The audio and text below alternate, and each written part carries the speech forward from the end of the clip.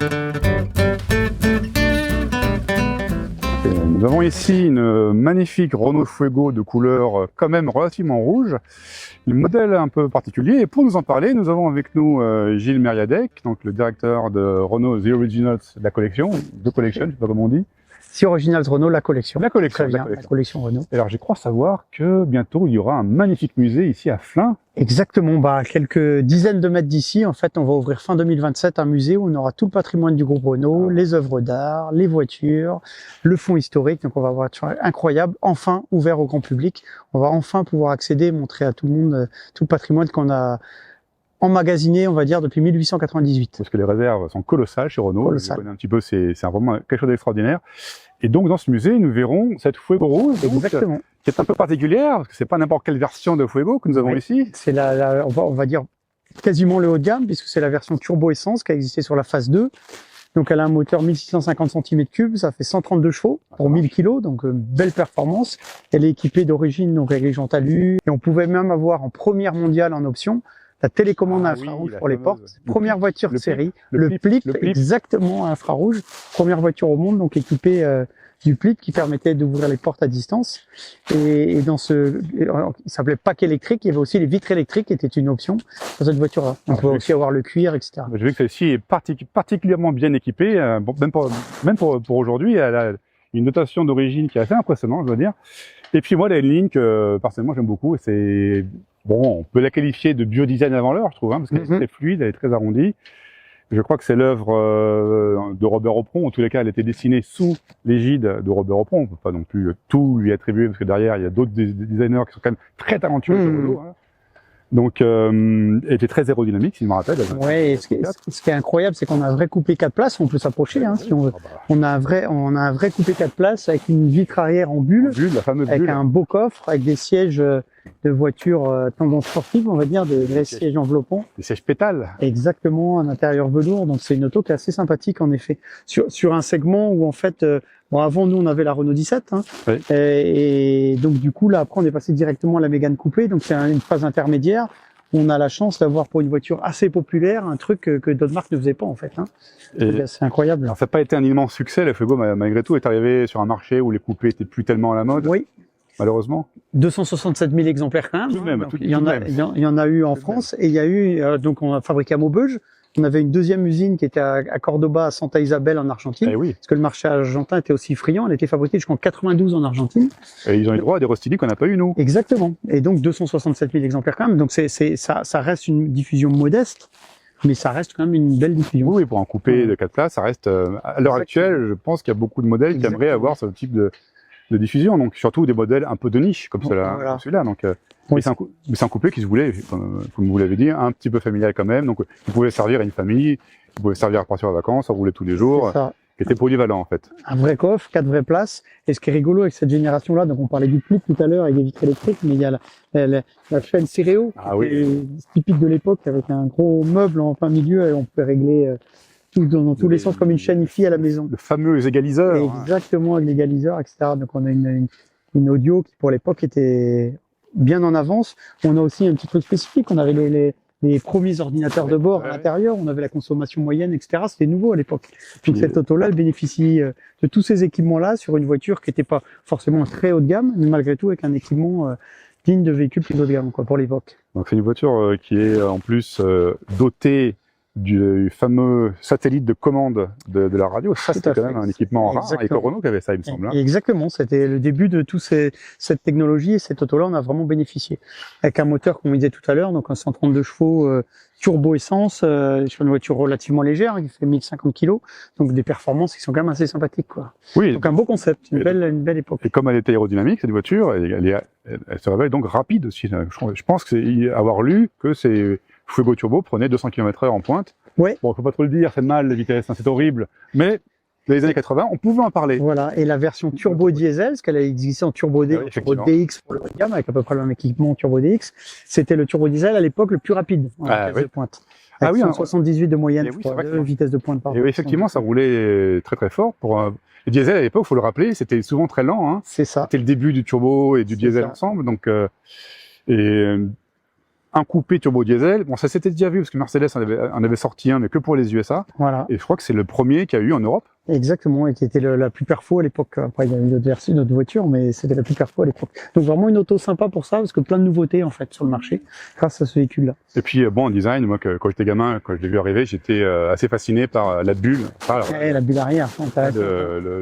C'est vraiment un élément. En plus, ça annonçait vraiment un élément stylistique. Je peux l'ouvrir, c'est distinctif. Ah ouais, allez, ouvrons-la. Bon là. Cette... Avec l'ouverture qui est à l'extérieur, hein, c'est comme à l'intérieur, pardon, la voiture. Alors ça s'ouvre ici. Ah non, c'est en haut. Ici, voilà.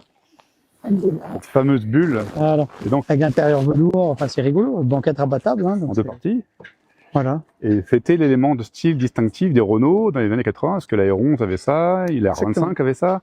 Exactement. Ce qui fait que vu derrière, on a un champ qui est assez inhabituel pour une voiture de grosse commercialisation, on va dire. Donc c'est assez sympathique. Ça a dû être assez cocasse d'industrialiser cette grosse pièce en verre.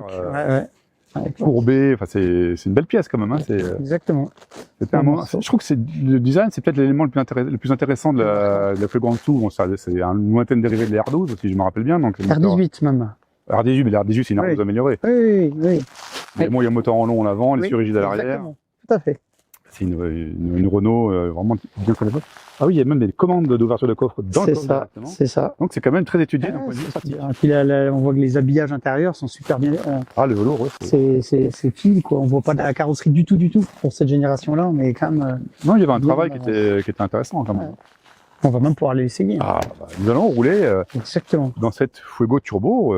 Qui était marqué. Alors, une des spécificités de la Turbo, c'est qu'il y a les autocollants. On était fiers à l'époque. Cette génération n'était pas. Donc Turbo sur le côté, Turbo sur la vitre arrière. Fier de dire qu'on avait une voiture turbo essence. C'est ça que maintenant, pratiquement toutes les voitures ont un turbo. C'est l'exception maintenant sur les voitures qui n'ont pas de turbo.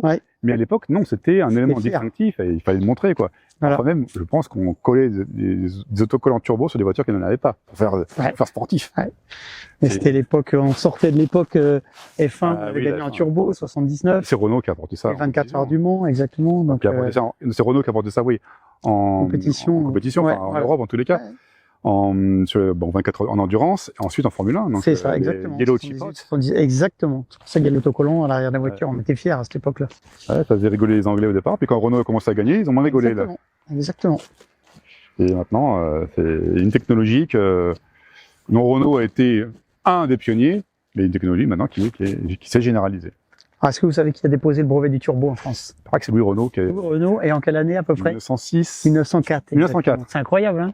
1904. C'est incroyable. Après, ouais, c'est une forme de pré-turbo, on va dire. Après, il y a un Suisse qui a développé un autre système un peu plus élaboré, mais toujours est-il que en France, ça a été non, Peugeot l'a fait un petit peu avant sur le 604, mais en essence, non, je crois que c'est Renault. Hein. Et puis l'exploitation compétition surtout, qui était quelque chose de très novateur.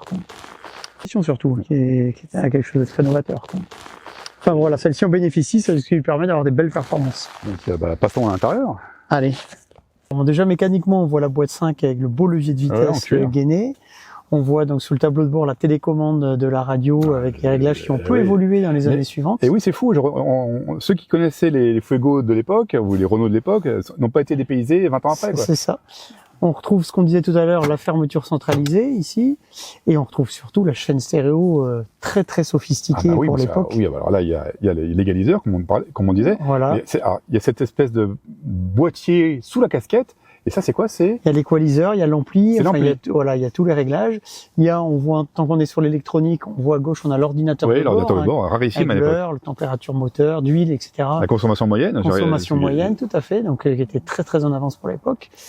Bon, il y a le compteur, enfin tout ça c'est traditionnel. La jauge de turbo, parce que ça c'est des trucs qu'on voit plus beaucoup. Exactement, le manomètre de pression de turbo, tout à fait. Une pression d'huile, attention on dirait. Et la pression, non, la température d'huile celui-là. Température d'eau celui-là, vous voulez dire? Ça c'est température d'eau. Et ça c'est température. Ça c'est la pression. À mon avis c'est la pression d'huile, ça non? C'est possible. Et voilà. Mais rétro-électrique, j'ai vu. Rétro-électrique. Voilà, tout à fait, rétro-électrique. C'était le pack électrique où il y avait la télécommande infrarouge. Ici. La chaîne IFI, à mon avis, ça devait demander un supplément, mais quelle chaîne, hein, en même temps. En plus, elle est parfaitement intégrée au tableau de bord. Hein, on a l'impression qu'elle a été dessinée pour s'accorder avec le design du tableau de bord. Et puis bon, il y a cette fameuse casquette qui est très typique des Renault de cette époque-là, qui a beaucoup été critiquée. On s'entend, mais moi je trouve que c'est un élément de style distinctif. Incroyable. Et je vois que Renault a même été jusqu'à intégrer des espèces de tweeters, là, de haut-parleurs dans la casquette. Exactement. C'est, il y a un soin qui est apporté aux petits détails qui est très sympa, parce que je vois qu'il y a des spots de lecture côté passager, mais aussi à l'arrière. Il y a des vides-poches, hein, là il y en a un là, on peut mettre Ici, voilà. un là, il y a une boîte à dents, et là il y a, bon, ça va pas tenir, mais il y en a un aussi, il y a des, j'ai vu que comment ça s'appelle, les poignées de porte, à elles seules mériteraient un prix de design, parce que elles sont parfaitement, comment dire, elles intègrent tout, quoi. Ouais, et on peut voir la luminosité aussi, hein, avec la vitre bulle à l'arrière. Ah oui, oui. Luminosité incroyable. Mais ça, c'est vraiment des voitures des années 80 qui avaient des montants relativement fins, donc il y a beaucoup de lumière qui rentrait. Bon, quel choc, évidemment, c'était pas comme maintenant, mais il y avait au moins cet agrément-là. Moi, c'est un truc qui me manque beaucoup dans les voitures modernes.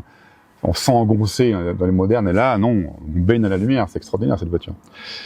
Bon, maintenant, je pense que nous allons la conduire. Tester l'effet du turbo. Tester l'effet du turbo, exactement. Est-ce qu'il est on-off? Suspense.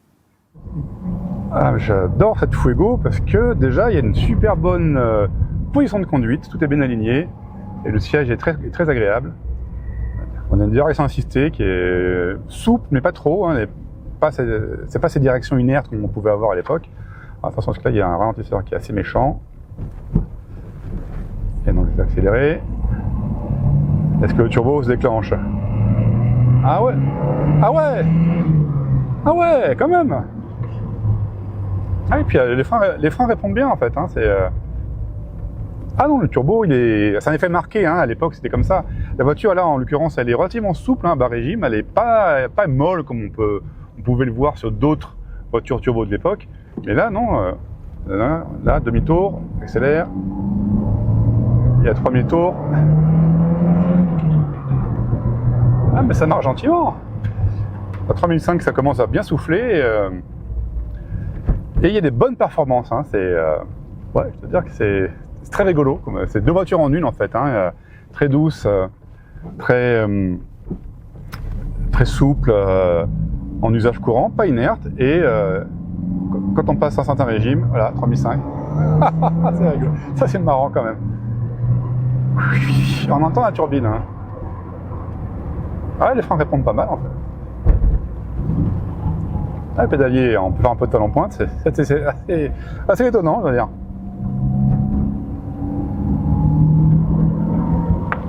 Ah oui, c'est ça qui sourire dans les yeux. Ah bah je dois dire que cette voiture est fort sympathique à conduire. Elle n'est pas trop bruyante, hein, c'est plutôt confortable. Après c'est à gauche.